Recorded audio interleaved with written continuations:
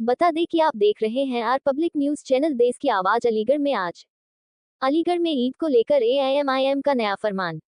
AIMIM ने जिला मुख्यालय पर प्रदर्शन कर ईद की नमाज नुमाइश मैदान में अदा करने की उठाई मांग। ईद की नमाज के दौरान हेलीकॉप्टर से पुष्प वर्षा की जिला प्रशासन से मांगी अनुमति। प्रदर्शन के दौरान सिटी मजिस्ट्रेट को दिया गया 2 सूत्रीय ज्ञापन। कांवड़ यात्रा की तर्ज पर नमाजियों पर हेलीकॉप्टर से पुष्प वर्षा करने की उठाई मांग। पार्टी के जिला अध्यक्ष ने निजी खर्चे से हेलीकॉप्टर मंगवाने और पुष्प वर्षा की मांग की। थाना सिविल लाइन क्षेत्र के जिला मुख्यालय कलेक्टरेट पर किया गया प्रदर्शन।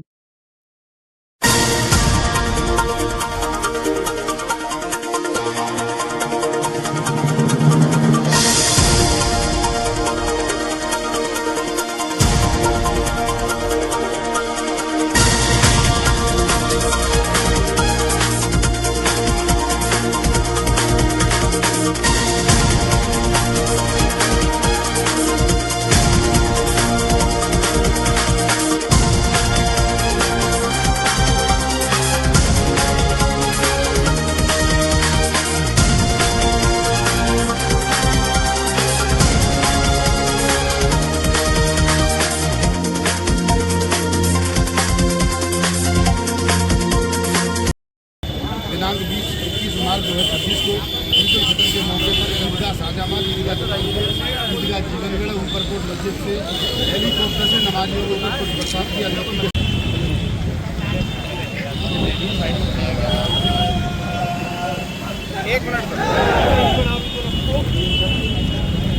ज्ञापन में हमने एक मांग पत्र दिया अपना। हमारा कोई धरना प्रदर्शन नहीं, ना ही कोई हमारा मतलब ये कहना है नारेबाजी।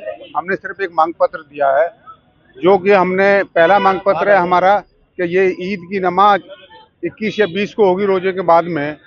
तरावी पढ़ने के बाद बड़े जोश खरोश के साथ लोग मनाते हैं और शहर की आबादी इतनी बड़ी हो गई है कि मतलब ये पहले से कई गुना बढ़ गई है। योगी आदित्यनाथ जी मतलब ये आदेश देते हैं कि मतलब सड़क पर, हमने उनका पालन करते हुए सड़कों पर नमाज नहीं पढ़ी, चाहे भले ही 2 शिफ्टों में नमाज पढ़ी गई।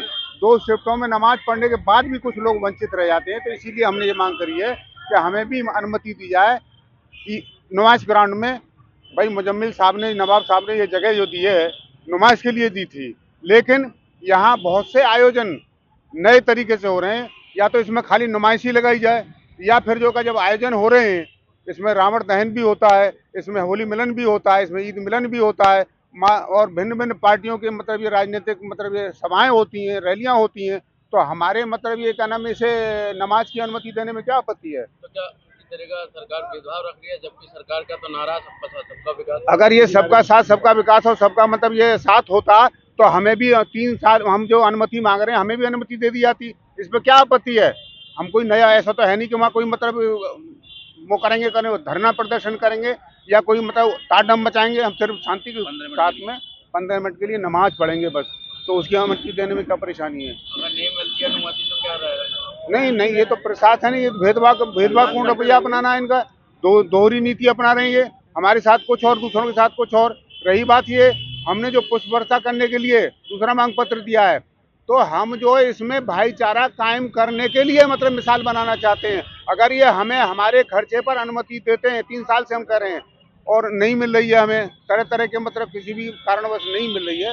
अब तो कोई ऐसा कारण भी नहीं, चुनाव भी नहीं, कोई बात नहीं है।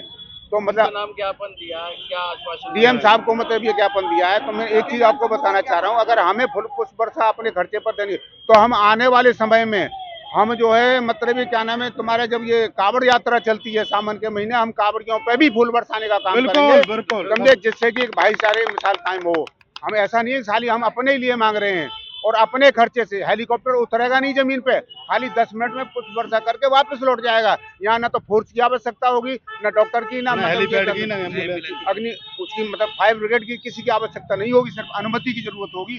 अगर प्रशासन हमें देता है तो एक हम भाईचारा बढ़ाने का एक काम करेंगे, जिससे कि आगे चलकर भी ये एक मिसाल बनेगी कि ऑल इंडिया मजलिस इत्तेहादुल मुस्लिमीन ने मतलब नमाजियों के साथ साथ कांवड़ यात्रियों पे भी फुल पुष्प वर्षा की एक मिसाल कायम करना चाहते हैं हम। देखिए, मैं यामीन खान अब्बासी, जिला अध्यक्ष ऑल इंडिया मजलिस इत्तेहादुल मुस्लिमीन अलीगढ़। हम अलीगढ़ मजलिस टीम के तमाम साथियों के साथ जिलाधिकारी महोदय को 2 मांगों को लेकर के आज अपना प्रार्थना पत्र या ज्ञापन देने आए हैं।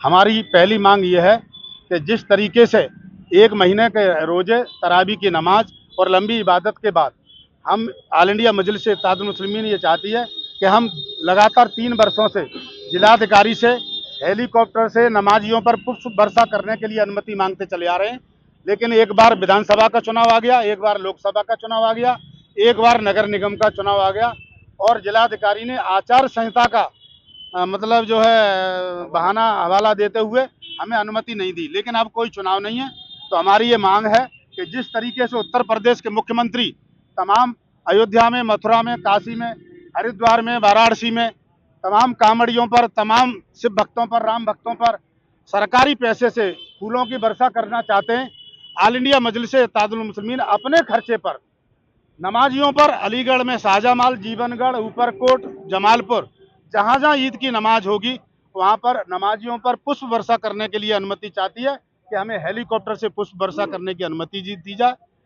दूसरी मांग हमारी ये है कि अलीगढ़ की आबादी बहुत बढ़ गई है, अलीगढ़ स्मार्ट सिटी हो गया। अलीगढ़ में पहले 40 निगम वार्ड थे, फिर 60 निगम वार्ड हुए, उसके बाद 70 और अब 90 वार्ड हुए और तमाम आबादी बढ़ने के बाद ईदगाहें छोटी पड़ रही हैं। बाबा योगी आदित्यनाथ सड़कों पर नमाज पढ़ने की अनुमति नहीं देते हैं, तो हम उनकी तमाम आदेशों का पालन करते हुए हम ये जिलाधिकारी से मांग करने आए हैं कि जिस तरीके से बिहार प्रदेश में गांधी मैदान में ईद की नमाज होती है, उत्तर प्रदेश में ताजमहल के अंदर ईद की नमाज होती है, उसी तरीके से हमारे पुरखों द्वारा दी गई नुमाइश के लिए ज़मीन, तो हम ये चाहते हैं कि नुमाइश में ईद की नमाज कराई जाए।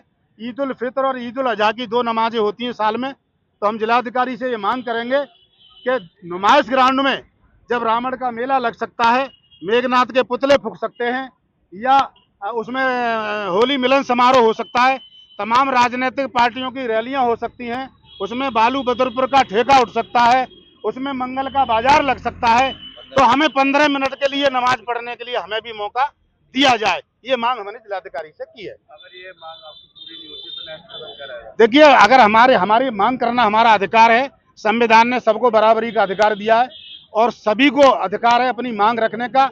अगर हमारी मांग नहीं मानते हैं तो हम इंतजार करेंगे आने वाले भविष्य में कि अगर हमारे संयोग से सत्ता परिवर्तन हुआ और जिस दिन सत्ता बदली तो इंशाअल्लाह ये सारी मांगे जो जनता की हैं और जन भावनाओं की जो मांगे हम पूरा करेंगे।